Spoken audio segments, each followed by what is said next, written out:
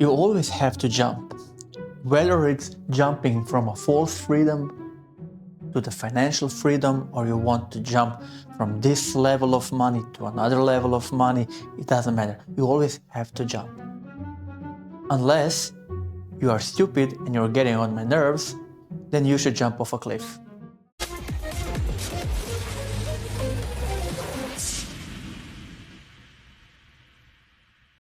Then, this is one of the first things that I was teaching you is, and that we learned, is if you want to be a king, you should be a king in this financial freedom realm. If you want to be a king, you have to act as a king. And you have to ask from other people to treat you like a king. But then you have to be like that. You cannot wear khaki pants and go on a gala meeting or some cocktail dinner party or something like that. No one will respect you. No one will treat you like a king. So you should keep that in mind. If you want to be treated like a king, then be a king. How to get more money? Of course, you can get a second job, some side hustles and so on. Also, if you're working your ass off on your 9-to-5 job, but you are working it in a way that you are becoming better and you're gaining experience and so on, and you are the best in what you do at this position, maybe you should think about whether or not there are possibilities in this company for someone to give you equity shares. Okay? Why not? So this is one of the very, very, very good things and very nice. And I would say even I would underline this because this is one of the quickest and most easiest way to explain to someone how to jump from here to there. Because once you are working for a company and you make this company great, and this company makes a lot of revenue and a lot of profit, and it's growing over the years, and if you have these equity shares and options in the company, then maybe you have revenue share, then the amount of money that you can get per 1 year exceeds, I don't know, your expectations over the roof, because you can get tens, hundreds, thousands of millions of dollars you can get per 1 year if you are in these situations. And then, guys, if you have $1 million, what would you do with it? Would you spend it? Would you spend it all? Would you invest something? Where will you invest? You know, that's why it's very important for you to know how to invest and to put into different kinds of asset classes while you don't have the millions, while you have only, let's say, $3,000. And then you learn how to invest. Because when you get to this level of I have millions of dollars, then you will also think in a way, how and where should I invest? You will not spend it all. But if you didn't go through all of these steps, if you just jump on the level of somebody gave you $1 million and you didn't invest a day in your life, you must probably spend it all, and getting even worse, you will end up somewhere in debt, financial debt. And you should take the responsibility. Always take the responsibility. If someone asks you something to do, take the responsibility. If someone asks for who will do something, you raise your hand and just take the responsibility for everything good and for everything bad. You know who does the mistakes? Only the person, only the people who are doing something in their life. You cannot make mistakes if you are not doing anything. But then don't expect that you will rise up the corporate ladder and so on. So guys, I would give you an advice just to check out and see how you can get and be the best in your company, in your role, go up the ladder, be in the position to get some equity shares in the company. If there is no equity shares, why don't talk with your boss about it? Why not? And you say there are different kinds of managerial, let's say, contracts saying, okay, you can get, I don't know, 0.5% of equity or 1% of equity, but you will then sign a contract saying that you will stick with the company for the next, I don't know, 5 years. So it doesn't matter. But if you get in the position that you are a millionaire or a multi-millionaire after 5 years, so this is one of the quickest way how to do it. Because, okay, this capital, it will get you to some level, but you should invest 20, 40 years. This is something that will get you in this level of financial freedom in 3, 4, 5 years, very quickly. So, guys, check out on this. Then the thing that you shouldn't do, of course, you shouldn't work for money. The money should work for you. So you should move from this standard 9 to 5 job and go into this equity share, because then your money works for you because you have equity. You shouldn't swap your time and change the time that you have with the money. It should be other way around. You shouldn't sell anything from your capital. So if you are accumulating your capital, you shouldn't be selling your capital. Especially if you're trying to buy a new car, a new dress, a new watch, or something stupid, some shit. So you should sell your capital only and only if there is an emergency and you don't have any kind of money and you need money very fast. So some emergency, God forbid, you need for some kind of medical treatment or something like that. That's the only, I don't know, situation that I can say, okay, it's okay for you to sell. It makes sense. Otherwise, it doesn't make any sense to sell your capital that you are accumulating, because it goes other way around also. If you are decreasing your amount of capital, then these compounding effects will not kick in. Then, this is one of the biggest things. Don't increase your lifestyle with increase of your salary. And this is one of the biggest traps that people fall into.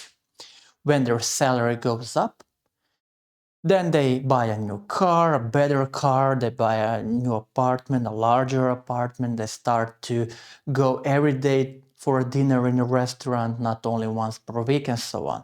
So they increase their lifestyle, they think that it's normal. No, it's not normal, because, and they say it's very hard. No, fuck, it's not hard. Why? Because if you were living till today from $1,000, and then your salary increases to $2,000. You now want to say to me that there is no possible way for you to invest $1,000. Invest. You will say, oh, no, I have to go to dinner, I have to, till today you were living off $1,000, and you were living, maybe you're not drinking Evian water, you were drinking tap water and so on, but you lived. I don't know how, but you lived till now. So how come that today, when you have $2,000 per month, you cannot put aside 1,000 or put aside 800 or put aside $500 and invest? How come? Just don't increase your lifestyle by increasing when your salary goes up. Just put everything aside. It's a long game, this investment, but 5, 10, or 15 years of trouble will give of investment and putting money aside will give you a very comfortable and easy life later on. So they said 5 years of struggle, 50, and tears and blood and sweat for 50 years of fun. Or you can have other way around. You can have 50 years of sweat, tears, and blood if you don't want to invest. And then you have 5 years of fun when you're, I don't know, 80 years old, and you have 5 years to live. And you cannot go anywhere. And you're sick. So don't spend more than you earn. it basically somehow relies to this, and it's connected to this previous one, because doesn't matter what your salary is. Don't spend more than 50, 60, I don't know, 70%. Don't spend it. Try to live off as low as possible, taking the lowest amount just for you to live and to pay your life expenses, those must, the electricity bills, water utility bills, and such things. Don't increase your lifestyle and your comfort and subscriptions to 10,000 things only because your salary went up. Don't spend more than you earn. And you should always invest 30, 40, 50%, it depends where are you in life, in some capital. Then, every day you are in some kind of situations. You are in 10,000 of situations per one day where you have to make some kind of decision. At least 2 or 3 of them each day are some decision that you have to make, but you never ask yourself whether or not those things will increase your worth and your hourly rate. So if someone comes to you and say, please, can you do this, this, and this? You should always think about in this way. Will this improve my skills? Will I get any better? And will this increase my hourly salary, let's say? My hourly rate. If this decision and this thing that someone asks from me or I'm asking for myself will not increase my worth in this way, then it's not important. I shouldn't be even thinking about it. It's losing time. So don't take those decisions that will decrease your hourly rate, or in most of the cases they will leave you at the same level. So there is no difference. But at the end of the day, you have spent your time on stupid decision making and you didn't increase your worth. So you always, when someone comes with some kind of proposal, you always think about it in a way whether or not you will end up with more. If yes, then you can consider that proposal. If not, go away. You're not worthy of my time. So this is somehow, it goes together with this, surround yourself with intelligent and successful people. So it somehow references this. Don't be obviously with people that are level 4 or below that. And the last thing is, if your business case, if you are 9 to 5, someone who's working 9 to 5, and your only business case is I will get more money in 1 year, then I will get more money after 1 year, and so on, and you rely simply on this kind of behavior of your bosses, your managers, stop it, because it will not end up well, because you will end up disappointed, but because at some time you will come to some degree when they will not increase your salary, then you will be frustrated, then you will want to leave the workspace and so on. It's not good. You should always be the best. Doesn't matter if your salary goes up or not. You should always be the best in the role that you have. And then try to figure out how to get into this category, into equity share category. Fuck this. Job promotions and salary increases. Okay, it's nice, it's good, but this is something you should be thinking about. Not how will I end up with a bigger paycheck after 1 year. Just don't. Just move away from that shit. And then why most of the people do not go with these dues and they're not working towards how to jump from false freedom from this level 4 to level 5. There are 3 categories. Either we are lazy, we are stupid, or we are arrogant. Stupid people, and they're just very little percent of people who are actually stupid and cannot do it. They are not capable of putting some $10 into S&P 500. So they are not capable. I don't know how, but they are not capable. They are so stupid. But we are not going to talk about this 5%. There are 25%, so this is my estimation, 25% of people who are simply lazy. They just simply want to live in this cozy world and they don't care and they are so lazy to move their asses. So there is no help for those people. That's why you have to go and learn and evolve this discipline. And then the last thing is the 70%, the biggest shit that's holding you back is that we are arrogant. Ego. So that's why I said last time, the only thing that's preventing us to go from level 4 to level 5, the biggest enemy is yourself. So I am my biggest enemy because my ego and my arrogancy, they don't let me do all of those things.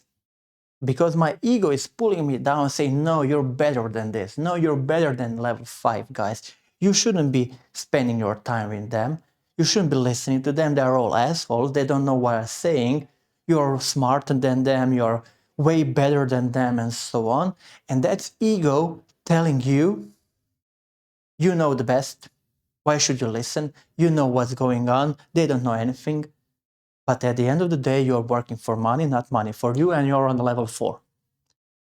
And this arrogancy is something that's the most toxic thing that you can have in your life. And this ego, and you have to fight with your ego. And that's the biggest trick. So you have to find a way to put your ego to sleep and to fight your ego. Was I boring? I believe I was. But I believe also that I have given you very concrete answers in what you should do, where you should invest, in which kind of stocks, what you should learn. You have to have discipline on what things you should pay attention to and what to avoid if you want to become financially free. So it's now up to you and me to achieve those goals and to go one by one. So guys, if you have any kind of questions, if you want to go more deep into each of those bullets and how to perform, let's say how to invest, we already showed that. But if you want to do it again and if you want me to show you how I invest, please feel free to write some comments below in the section. And that's it. Share, like, subscribe. Bye guys.